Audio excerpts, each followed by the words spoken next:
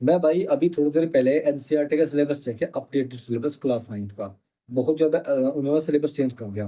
Almost जो chapters है वो सभी सेम है, पर उन्होंने जो पिछली जो बुक थी एनसीईआरटी की, वो पहले से भी बहुत ज्यादा कॉम्प्लेक्स कर दी। इतनी कॉम्प्लेक्स कर दी कि कॉन्सेप्ट समझ में ही नहीं आ रहे। ये पता नहीं चल रहा बुक को देख करके कि वो इंग्लिश की बुक है या मैथमेटिक्स की बुक है। आप लोग अपने चैप्टर्स को ध्यान से देखना, बाकी चैप्टर्स का अपनी यूनिट कहेंगे क्योंकि उन्होंने चैप्टर्स को मर्ज कर दिया है। अब पहले हम लोग क्या करा करते थे, एनसीईआरटी में अलग चैप्टर्स को अलग तरीके से पढ़ा करते थे और फिर हम अगले नेक्स्ट चैप्टर में उनको यूज किया करते थे। जैसे मैं लाइन एंड एंगल की बात करूँ, उसका उसका यूज 7 चैप्टर में होता था ट्राइंगल में।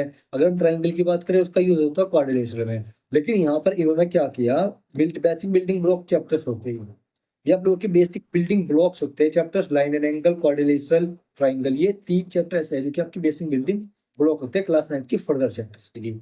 पर यही चैप्टर इन्होंने रिमूव कर दिए।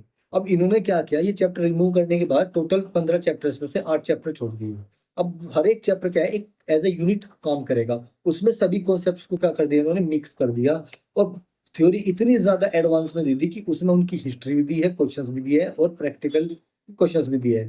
पर ज्यादातर केस में आप लोग देखोगे उसमें थ्योरेटिकल एस्पेक्ट ही है, प्रैक्टिकल एस्पेक्ट इतने ज्यादा नहीं है जितनी पुरानी एनसीईआरटी बुक्स में हो गई थी। अब इससे क्या कंफ्यूजन क्रिएट होगा, इससे कंफ्यूजन क्रिएट ये होगा बच्चों को कि इसमें ना तो प्रैक्टिकल दे रखा है, इसमें थ्योरी दे रखी है, और कुछ कॉन्सेप्ट्स जो बेसिक बिल्डिंग ब्लॉक्स होते हैं वो हम कहाँ से सीखेंगे, क्योंकि शुरुआत में उन्होंने ऐसे ऐसे चैप्टर्स धर दिए जिसमें हमें बेसिक बिल्डिंग ब्लॉक यानी कि जियोमेट्री की जरूरत तो पड़ने वाली है। अब मैं पहले ही चैप्टर की बात करूँ, कोऑर्डिनेट जियोमेट्री, ये तो चलो आसान चैप्टर है, ये तो फिर भी हो जाएगा। बट जब आप लोग इस चैप्टर को भी देखो, कोऑर्डिनेट जियोमेट्री को, ये फिर भी आप लोगों को कॉम्प्लिकेटेड दिखेगा। इसमें इतनी ज्यादा थ्योरी पर रखी है ना उन्होंने कि उतने थ्योरी का कोई मतलब नहीं है। लेकिन फिर भी एनसीईआरटी ने जो सिलेबस दिया है उसके अकॉर्डिंग हमें पढ़ना ही होगा। और फिर मैं आप लोगों को बता दूं, उसके बाद है दूसरा चैप्टर आपका लीनियर पॉलिनोमियल का, जिसमें लीनियर पॉलिनोमियल के बारे में है। फिर थर्ड चैप्टर है वन वर्ड नंबर यानी कि नंबर सिस्टम को उसमें दे रखा है। और फिर आगे आप लोगों की मेजर द शेप्स, कुछ इस तरीके के चैप्टर्स है जिसमें मेंसुरेशन और सर्किल को भी ऐड ऑन कर दे रहे हैं। और उसमें हमें कॉन्ग्रुएंसी की जरूरत पड़ेगी, जिनको अभी तक आप लोगों ने सीखा ही नहीं, जो न्यू बच्चे हैं।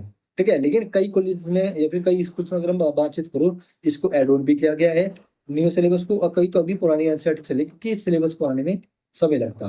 बाकी आप लोगों से मैं कहना चाहूंगा कि जितने भी बेसिक बिल्डिंग ब्लॉक चैप्टर्स है आप लोग उनको पहले सीखिएगा और उसके बाद ही आप लोग नए सिलेबस को कीजिएगा। इससे आप लोगों को आसानी रहेगी, क्योंकि कॉन्ग्रुएंसी और लाइन एंड एंगल ये चैप्टर्स आप लोगों को आने चाहिए क्वेश्चन सोल्व करने के लिए। बाकी जो उसमें फॉर्मूले दे रखे हैं उसके अकॉर्डिंग तो आप लोग ये चैप्टर्स को सोल्व, जो सॉल्यूशन चैप्टर्स है उसमें आप लोग क्वेश्चन को सोल्व कर ही दोगे। ओके, बाकी मिलते हैं नेक्स्ट पार्ट में।